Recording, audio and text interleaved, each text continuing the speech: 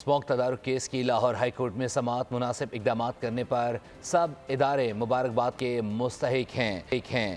صنعتوں گھروں پر water matters کی تنصیب کی رپورٹ پیش کر دی گئی۔ اسی پر مزید تفصیلات جان لیتے عبدالرحمان سے۔ عبدالرحمان، کیس سے متعلق اپڈیٹ کیجیے گا۔ جی بالکل، لاہور ہائی کورٹ کے جسٹس شاہد کریم نے درخت نہ لگانے پر روڈا کو دی گئی محکمہ جنگلات کی مجموعی طور پر 6000 ایکڑ اراضی واپس لینے کے احکامات صادر کر دیے ہیں۔ عدالت نے واٹر کمیشن کی جانب سے گرین ٹیکس وصولی کی تجویز کو رد کر دیا، جبکہ عدالت نے اپنے ریمارکس دیتے ہوئے کہا کہ ابھی پانی کا معاملہ ہے، پہلے اس سے نپٹا جانا چاہیے۔ عدالت نے کہا کہ پانی ہوگا تو درختوں کو ملے گا۔ واٹر کمیشن کی ممبر حنا حفیظ نے جیولوجیکل سروے آف پاکستان کی رپورٹ عدالت کے روبرو پیش کرتے ہوئے کہا کہ رپورٹ کے مطابق پنجاب کے مختلف حصوں میں شدید خشک سالی کا خدشہ ہے، جبکہ کم بارشوں اور پانی اسٹور نہ کرنے سے خشک سالی بڑھ رہی ہے۔ جس پر عدالت نے ریمارکس دیتے ہوئے کہا کہ یہ رپورٹ وزیر اعلیٰ کے سیکرٹری اور سینئر وزیر کو بھجوائی جائے۔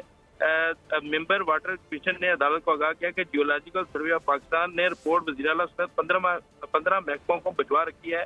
عدالت نے اسموک تدارک کے لیے مناسب اقدامات کرنے پر حکومت پنجاب کی کارکردگی کو سراہتے ہوئے کہا کہ اس سال جنوری میں حکومت اور تمام اداروں کی کاوشوں سے اسموک میں واضح کمی آئی ہے۔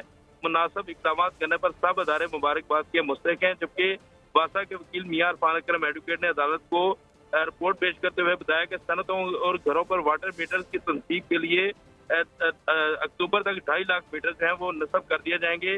عدالت بہت نے شکریہ عبدالرحمان اپڈیٹ کرنے کے لیے۔ سبسکرائب کریں اور بیل دبائیں تاکہ کوئی خبر رہ نہ جائے۔